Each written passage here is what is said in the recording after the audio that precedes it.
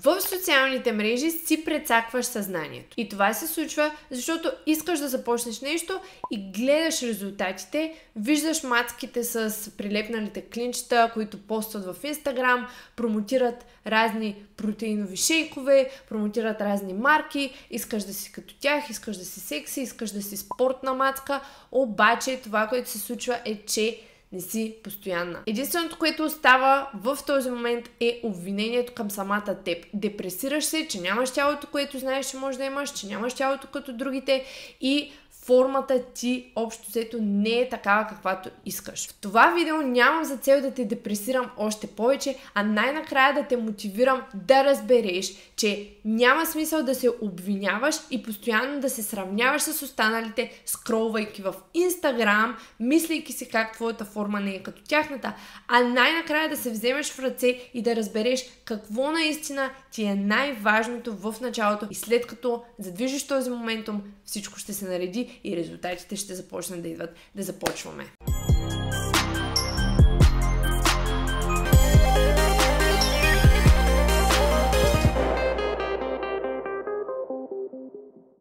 Привет, YouTube, и добре дошли в моя канал, втория канал на NoBS Fitness. Аз съм Бети и съм лицензиран консултант по хранене и онлайн фитнес треньор. В това видео искам да засегнем защо все още на теб ти е трудно да се придържаш към фитнеса. И това е много простият отговор, защото не знаеш с каква нагласа цялостно да тръгнеш. Нагласата ти е грешна. И за да поправим това, искам отново да си поговорим малко за това как трябва, с какви намерения трябва да постъпваме спрямо фитнеса, как трябва да се обърнем към себе си вместо да се сравняваме с останалите и просто да действаме. Първото нещо, което трябва да направиш е да разбереш, че това да скролваш в интернет, докато не правиш нищо, което е насочено към това да влезеш в добра форма, само ще ти бъгва повече и повече мозъка. Защо? Защото когато влезем в социалните мрежи и прекаляваме с тях, особено когато прекаляваме с Instagram, прекаляваме с TikTok, гледаме постоянно някакви реклами на различни продукти, клинчета, мацки, които уж тренират, ама не точно тренират, а по-скоро продават разни неща, хора, които наистина имат много добра генетика и въпреки това не са целогодишно в дадена форма, а се представят така все едно целогодишно са в дадена форма. Това в нас единствено и само натяква това да се сравняваме с останалите. Ние като жени сме супер склонни да се обвиняваме, да влизаме в някакви емоционални и депресивни състояния и да се сравняваме с другите, казвайки си, че ние никога няма да изглеждаме така, ние нямаме тази генетика и ние не можем общо взето да направим нищо и си оставаме тъжни от живота и саднати и депресирани общо взето. Идеята е, че докато продължаваш обаче да скролваш в социалните мрежи и да си бъгваш сам мозъка, в това същото време ти най-накрая можеш да вземеш контрола в свои ръце и просто да започнеш да тренираш. 3 тренировки на седмица, по 3, 4, 5 упражнения, не ти трябват повече. Това е нещото, с което можеш да започнеш веднага и в крайна сметка да се обърнеш към себе си. Да се обърнеш към нещата, които в крайна сметка, стъпка по стъпка ще доведат до резултатите, които гониш и до формата, която искаш. Спри да гледаш в Instagram, спри да следиш сумати хора в социалните мрежи, които изглеждат по нереалистичен начин и погледни себе си, насочи се към себе си. Много от дамите не успяват с фитнес резултатите си, просто защото винаги гледат настрани. Сравняват се с този, сравняват се с онзи, гледат настрани, а не се обръщат към себе си. И правилната нагласа за това да започнем фитнес е да тръгнем от правилната причина. Правилната причина е това: ти самия да си здрав, ти самия да си във форма, без значение как изглеждат останалите и какво правят останалите. Това на теб да ти харесва, ти да се кефиш на нещата, които правиш, ти да имаш мотивация не от нещо външно, а от това, че ти самия си постоянен и успяваш да поддържаш моментума. Защото, повярвай ми, когато ти самия си задвижиш моментума, тогава се мотивираш много повече от самия себе си. Питите в дупето клинчета са готини и могат да бъдат мотивация за това да правим нещо, но тази мотивация е грешната и тя е краткосрочна. Ако ти нямаш начин, по който да обърнеш нагласата си така, че причината да спортуваш, причината да започнеш да ходиш на фитнес е нещо, което е изцяло свързано с теб, а не с статуса ти в обществото спрямо останалите, не с сравнението ти с другите жени, то това нещо е обречено на провал. Защото ти нямаш силно защо. И ще започнеш, ще се случи нещо, пак ще има някакви причини да прекъснеш и отново това ще го направиш. Затова аз съм тук да ти кажа, че първото важно нещо е да се обърнеш към себе си. Намери истинските причини, това, което те кефи, дори да не е фитнес, дори да са някакви групови тренировки и така нататък. Истинските причини за това, защо е добре за теб ти да спортуваш, ти да тренираш, да контролираш кръвната си захар, да избягваш различни заболявания, да имаш повече енергия, да се чувстваш мотивирана от ежедневието си и че това, че се грижиш поне в някакъв момент за себе си, под някаква форма, за себе си и за организма си, за тялото си. В крайна сметка това нещо ще води до резултати. Защо ще води до резултати? Защото ти ще го поддържаш. А защо ще го поддържаш? Защото ще имаш истински причини. Няма да си бъгваш мозъка с сравнения и това да гледаш останалите, а ще имаш причини за себе си. Второто нещо, което е най-важно ти да започнеш и да имаш резултати, това е чисто и просто постоянството. Ама изобщо теб не те интересува в началото дали правиш оптималната програма. Да, разбира се, наистина хубаво е да имаш и да следваш нещо, което знаеш, че ще ти даде резултат. Хубаво е да работиш с треньор, ако това ти помага да си по-отчетен. Хубаво е да можеш да изпълняваш правилната техника, за да не се контузиш и за да не направиш повече лоши неща, отколкото добри. Но в крайна сметка, това, което е най-важното за един начинаещ е не дали кляка 3 пъти или 1 път, или каква програма следва, какъв сплит следва.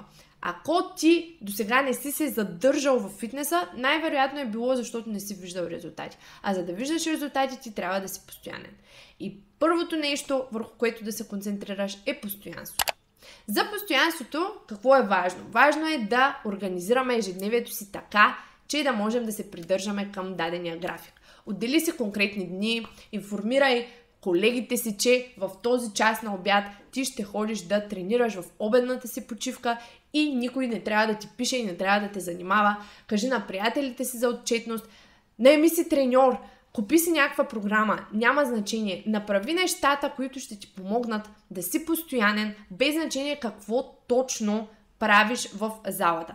Първите няколко седмици твоята цел е ти просто да отидеш в залата и да си там. Подготви си обувките за фитнес от предната вечер, приготви си чантата, ходи преди работа или директно след работа, вместо да се прибираш и след това да ходиш на фитнес, защото така знаем, че е много по-вероятно, когато си изморена, изобщо да не се замъкнеш до залата. Отидеш ли, ти ще започнеш да изграждаш навика за това да ходиш на фитнес. Тук искам да направя едно пояснение. Да, има оптимален начин, по който най-бързо ще получиш резултати. Има правилна техника.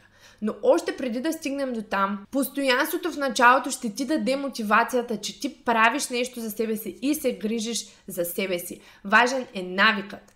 Не е толкова важна самата тренировка и това да правиш по 10 упражнения за дупе, по 10 упражнения за раменете си и така нататък и така нататък. Важното е просто да си организираш ежедневието така, че да можеш да поддържаш този навик. Това е най-важното в началото. И вярвай ми, задвижиш ли този момент, ще се чувстваш повече от надъхана да продължаваш. Третото нещо е примерна тренировка, която ще ти дам, ако наистина нямаш време и не искаш да губиш време, а искаш да имаш бързи резултати. Това, което да направиш е да си отделиш 3 дни в седмицата с около час и половина. Влизаш в залата и правиш 3 упражнения във всяка тренировка. Първата тренировка, нека това да са упражненията клек, лицеви опори от колене и пулдаун на машина. Във втората тренировка, нека това да е раменна преса, гребане с лост и лек преса за крака. В третата тренировка, нека това да е някакъв вид тяга, било то румънска тяга с лост с дъмбели или конвенционална тяга, няма значение. Някакъв вид тяга, лежанка с дъмбели и хип тръст. Това е всичко, от което имаш нужда и няма да губиш никакво време. След като свикнеш с този режим, това, което вече можеш да започнеш да прилагаш, е прогресивното претоварване. нещо, за което съм говорила адски много в този канал. И то е да започнеш да ставаш по-добра в изпълнението на тези упражнения и да започнеш да прогресираш билото с повторенията, с сериите, с тежестите, по-контролирано темпо и така нататък и така нататък. За тези неща има достатъчно информация в моя NoBS подкаст и в този канал тук, както и канала на Калуян Чолаков, първия канал на NoBS Fitness. Но това, което ти трябва в началото, не е оптималната програма. Ако щеш, даже можеш да си избереш само 3 упражнения и да правиш тях всеки път. Въпросът е ти да си в залата и да следваш структура. Това нещо ще започне да ти дава резултат. А вече, когато виждаш резултата, ще си надъхана да продължаваш и напред. Ето това, мили дами, са нещата, които да ви избавят от постоянното отлагане на това да започнете да тренирате. Вместо да се садвате, натъжавате, депресирате, че нямате тялото на онази мацка от игри на волята или от Instagram. Спрете с фокуса върху останалите, фокусирайте се върху себе си. Намерете причината, заради която вие трябва да отделяте някакво уважение и време към себе си и започнете. Сигурна съм, че ще се справите с това, а ако искате да работите директно с мен, можете да намерите всички линкове към моите коучинг услуги и програмите ми долу. С мен получавате насоки за храненето и цялостен коучинг от гледна точка на техниката и тренировките. За цялата информация можете да видите сайта и да си запишете безплатен час за съвместна работа, на която ще ви обясня всичко, целият процес и ще преценим дали сме съвместими за работа. Това беше от мен за днешното видео. Ударете лайк и ви оставам с следващото видео ето тук. Чао!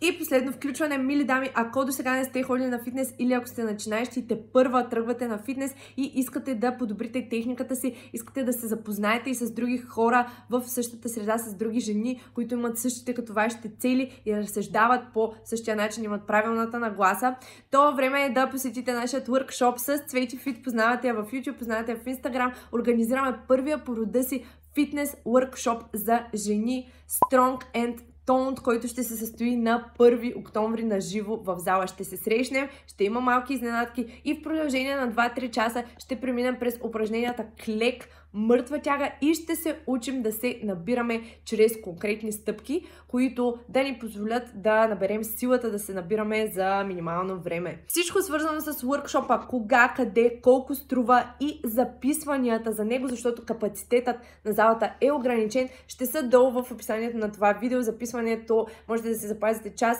чрез формата, Google формата, която ще е долу, линкът ще бъде в описанието на видеото, така че не пропускайте да си запазите място. Ще ви чакам на живо на 1 октомври. Това е от мен. Чао и до скоро!